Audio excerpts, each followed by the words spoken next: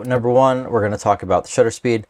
So that's, how long your camera's sensor is exposed to light. But for sports photography, this is probably the number one thing that we're going to set first. So this is what we're going to use to either freeze the action or give some sense of motion or just some total motion blur depending on the look we're going for. So at like a thousandth of a second or above, we're basically looking at freezing the motion. And then if we drop down, I'll say below a hundredth or so, but really probably closer to like 1/50th. There we're going to get some really distinct motion blur and really be able to capture kind of the essence of movement or have some very intentional, interesting effects.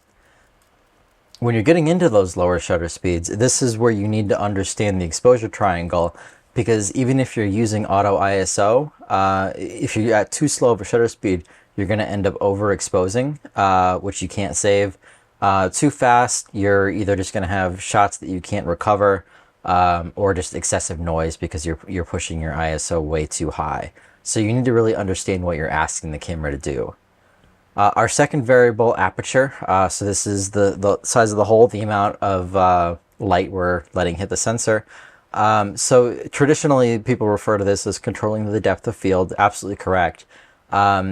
If we use something on the wider end, between like f4 and f5.6, we're going to let more light in, number one, and we are going to have a bit of a more blurred background.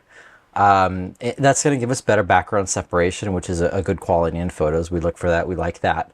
And then using a smaller aperture, sort of f8, f11, in that realm, this is going to keep more of the frame in focus. So this is what we're going to go to for something like podium shots, or alternatively, if we need to control the amount of light because of the variable we just mentioned with shutter speed, because we're shooting at a 50th of a second, we're going to have to stop down and let less light into our sensor to avoid overexposing. So if we're at a 50th, f8, maybe if it's really bright, f11, we're probably going to be safe in that realm, but we got to watch it, and we'll talk more on how we do that in just a second. Third variable, ISO. This one I think is funny depending on whether you kind of came up in the film era or after, but basically now it means your camera's sensitivity to light.